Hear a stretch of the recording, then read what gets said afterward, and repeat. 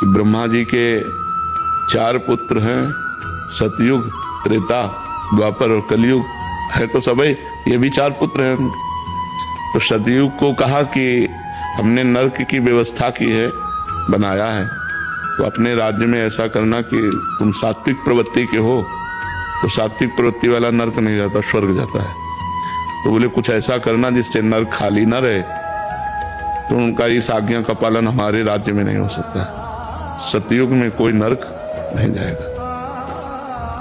त्रेता से कहा तो त्रेता ने कहा हम बड़े भाई का अनुगमन करेंगे। जैसे सतयुग में कोई नरक नहीं जाएगा, ऐसे त्रेता में कोई बिरला ऐसे अनुगमन माने मैं चलने की कोशिश करूंगा पीछा। द्वापर से कहा तो द्वापर ने कहा आपकी आज्ञा का पालन करने का 100% प्रयास करेंगे। जब कलयुग से कहा तो कलयुग ने कहा जैसे बड़े भाई ने कहा हमारे राज्य में सतयुग में कोई नरक नहीं जाएगा, ऐसे हम 100% प्रयास करेंगे कि आपका नरक हाउसफुल रहे, कोई स्वर्ग या वैकुंठ न जा पावे।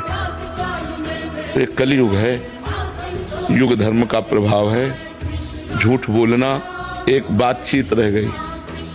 पहले लोग डरते थे मैं झूठ बोलूंगा पाप लग जाएगा, नहीं, असत्य सम पातक पुंजा, झूठ बोलने के बराबर कोई पाप नहीं है।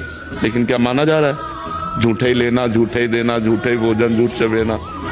बोले आओ कुछ खा लो, बोले नहीं पाया है, और बिल्कुल पाए नहीं, लेकिन बोल के आए। बोले हम आपसे मिलना चाहते, कहाँ हो? बोले इस समय तो मैं आगरे में हूँ।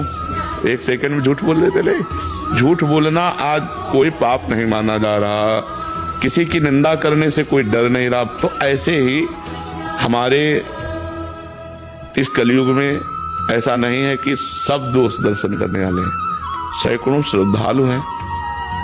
तो अब संख्या तो नहीं कि बता सकते, लेकिन कुछ अश्रद्धालु भी हैं। तो जो अश्रद्धालु हैं उनकी संख्या ज्यादा है, जो श्रद्धालु हैं उनकी संख्या कम है। माया के दिन रात, ज्ञान अज्ञान, निंदा स्तुति, मान अपमान, ये द्वंद्व धर्म है।